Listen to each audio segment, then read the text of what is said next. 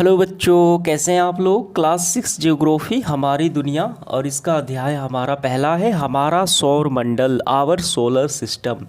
देखिए हम क्या करेंगे, सबसे पहले हम इस अध्याय को काफ़ी अच्छे से पढ़ेंगे और सबसे आखिरी में इसके सारे सवालों को हल करेंगे। तो आइए प्रारंभ करते हैं। हमारा सौर मंडल।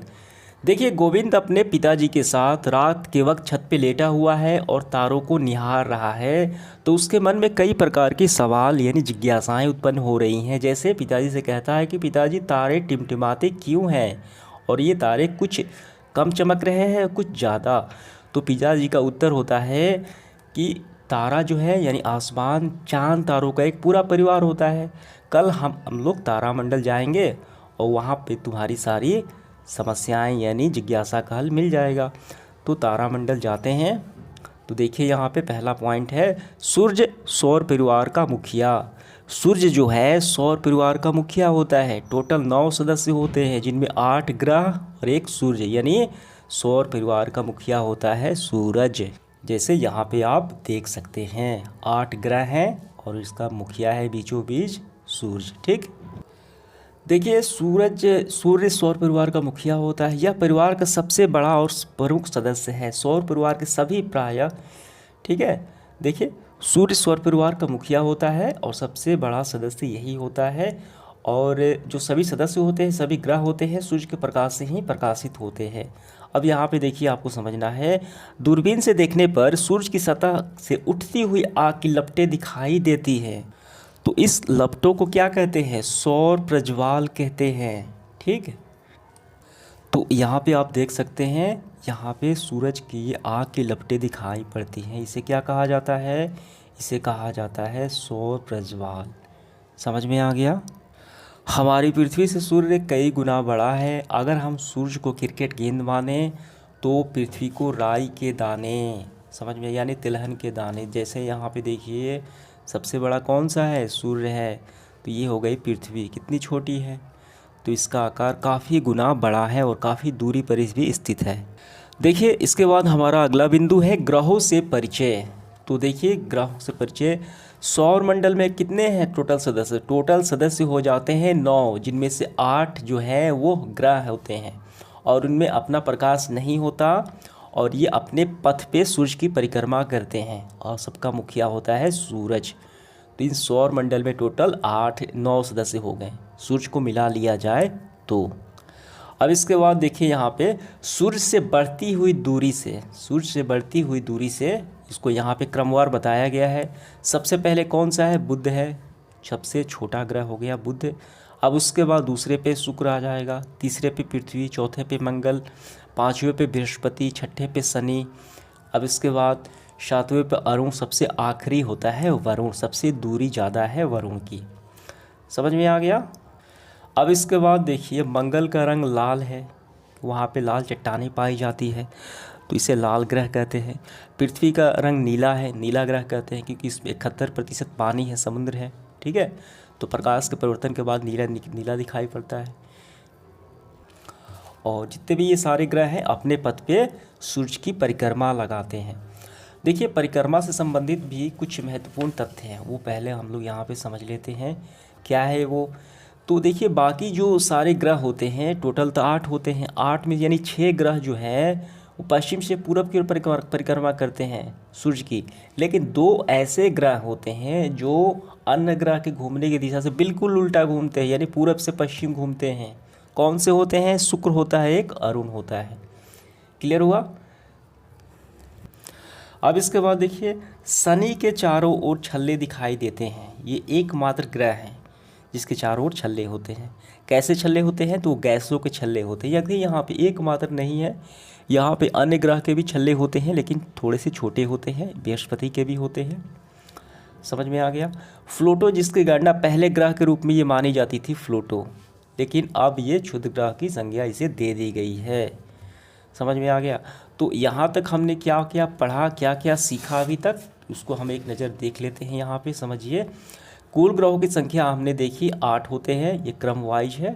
और सौर परिवार में टोटल 9 सदस्य, सूर्य को मिला लिया जाए तो। दूसरा है मंगल को लाल ग्रह कहते हैं, पृथ्वी को नीला ग्रह और शुक्र को चमकीला ग्रह। तीसरा है, दो ग्रहों को घूमने की दिशा उल्टी होती है, शुक्र और अरुण की, पूरब से पश्चिम, और बाकी घूमते हैं पश्चिम से पूरब, जिसमें हमारी पृथ्वी भी घूमती है पश्चिम से पूरब। चौथा है, शनि के चारों ओर छल्ले होते हैं, गैसों के छल्ले होते हैं। तो ये पॉइंट आपको ध्यान देनी है। अब इसके बाद अगला बिंदु है आसमान में टिमटिमाते तारे। देखिए तारे जो हैं वो सूर्य से काफ़ी बड़े होते हैं और काफ़ी दूरी पर होते हैं, तो ज़्यादा दूरी पर होने की वजह से ये हमें टिमटिमाते हुए प्रतीत होते हैं। समझ में आ गया, यानी वायुमंडलीय अपरिवर्तन के कारण। तो गोविंद का अपने प्रश्न का जवाब मिल चुका था, उसी का यही प्रश्न था कि टिमटिमाते क्यों हैं, अधिक दूरी के होने की वजह से। ठीक है, कुछ तारे तो सूर्य से भी बड़े हैं, तो सूर्य भी एक क्या है, तारा है, ये काफ़ी नज़दीक है पृथ्वी के, इसलिए बड़ा प्रतीत होता है। और कुछ तारे काफ़ी बड़े होते हैं लेकिन वो काफ़ी दूर होते हैं। देखिए सूर्य का प्रकाश पृथ्वी पर 8 मिनट में पहुंचता है। सूर्य के बाद सबसे नज़दीक तारे का प्रकाश पृथ्वी पर पहुंचने में 4 वर्ष लगते हैं। कितने, बहुत ज़्यादा है, 4 वर्ष लग जाते हैं। ठीक, चलिए अब आगे पढ़ते हैं हम लोग पृथ्वी के बारे में। पृथ्वी हमारा घर है, हम इसी पर निवास करते हैं। ये नीला ग्रह कही जाती है जल की उपस्थिति के कारण। यही एकमात्र ग्रह है जहाँ जीवन संभव है। क्यों है, क्योंकि यहाँ पे जल है और जीवन के लिए गैसें मौजूद है, वायुमंडल मौजूद है। अंतरिक्ष से देखने पर पृथ्वी नीली दिखाई पड़ती है। क्यों, क्योंकि 71% जल है और प्रकाश के परिवर्तन के कारण ये नीला रंग परिवर्तित हो जाता है सबसे ज़्यादा, इसीलिए नीली दिखाई पड़ती है।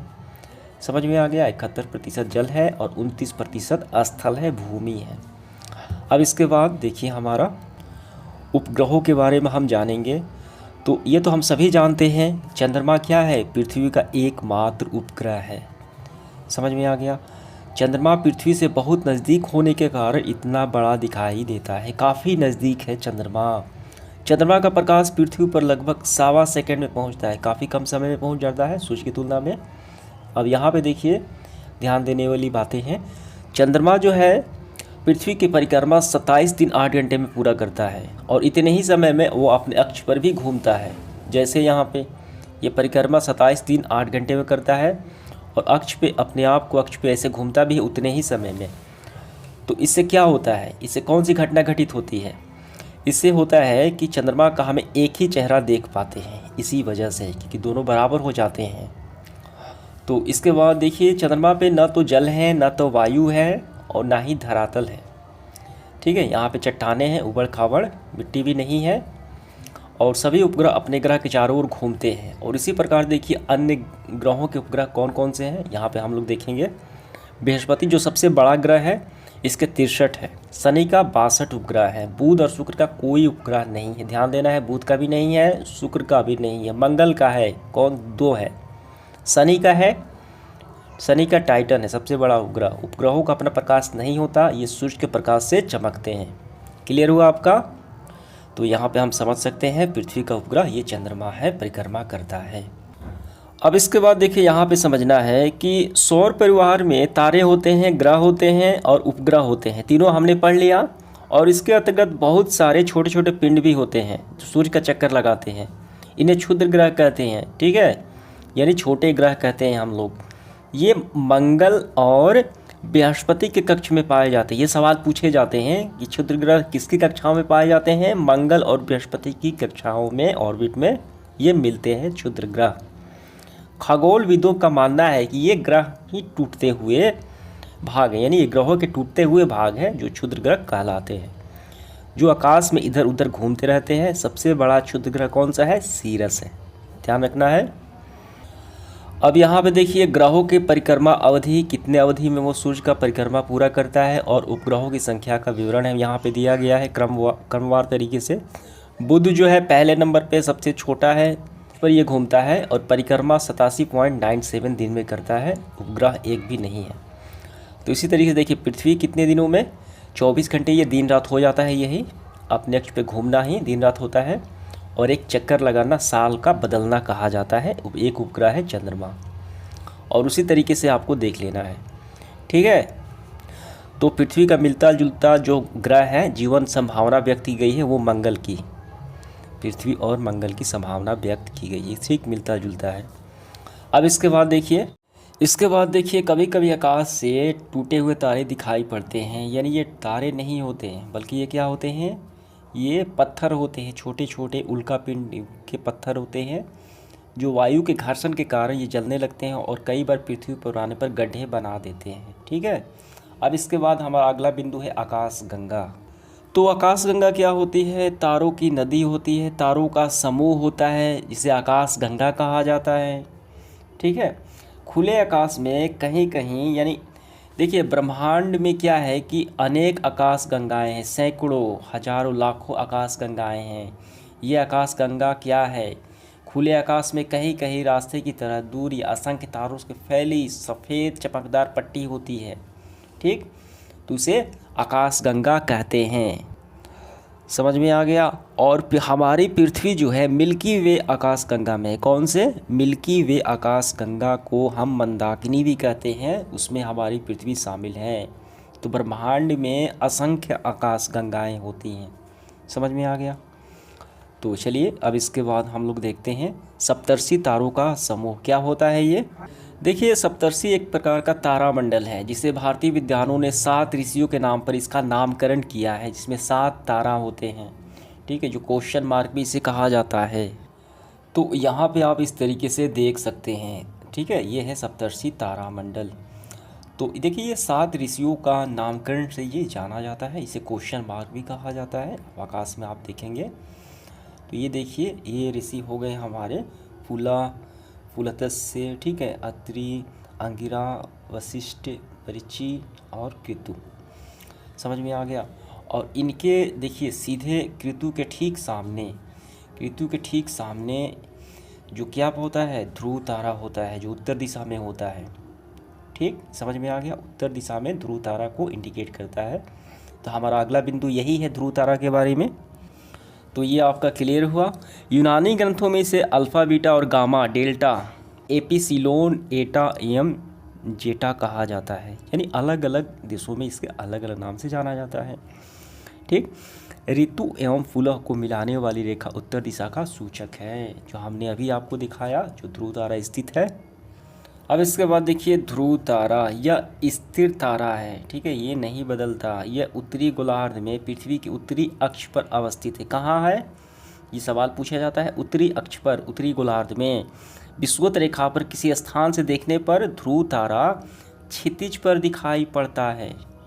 ठीक है, ऐसे क्षितिज पर किनारे दिखाई पड़ता है, परंतु ज्यों ही हम ध्रुव की ओर बढ़ते हैं क्षितिज से इसकी ऊंचाई बढ़ने लगती है।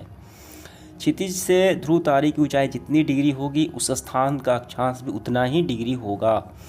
यह हमेशा उत्तर दिशा को दिखाता है। इसलिए प्राचीन काल में नाविक का ये दिशा ज्ञान करने के ये प्रयोग में होता था। कौन? ध्रुव तारा। समझ में आ गया? अब इसके बाद देखिए राशियाँ क्या होती है। तारों के कई विशेष समूह होते हैं। जब पृथ्वी सूर्य की परिक्रमा करती है तो सूर्य विभिन्न तारा समूह के बीच नजर आता है। तो ऐसे समूह 12 हैं जिन्हें हम राशि कहते हैं।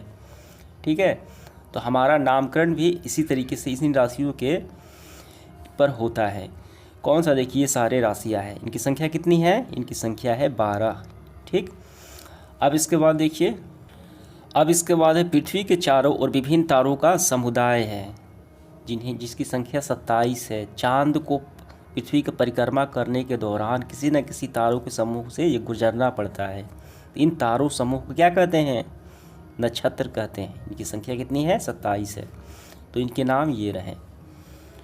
और पृथ्वी प्रत्येक नक्षत्र को 14 दिनों में पार कर लेती है और इसकी संख्या कितनी है? 27 है। तो इसके सवाल हम आगे पढ़ेंगे तो वहाँ पे हम लोग समझ लेंगे। ठीक है, तो इसी तरीके से हमारा ये सेशन समाप्त हुआ। तो इसका देखिए क्वेश्चन आंसर हम लोग हल करते हैं। इसका क्वेश्चन हमने पहले ही कर दिए हैं। ठीक है, हल तो वहाँ, और आप सर्च भी कर सकते हैं हमारा सौर मंडल अनिल सर की क्लासेस। समझ में आ गया? तो वहाँ से आप इसको हल कर सकते हैं। ठीक है, लिंक भी मैं इस वीडियो के डिस्क्रिप्शन में डाल देता हूँ, वहाँ से आप इसको हल कर सकते हैं। धन्यवाद।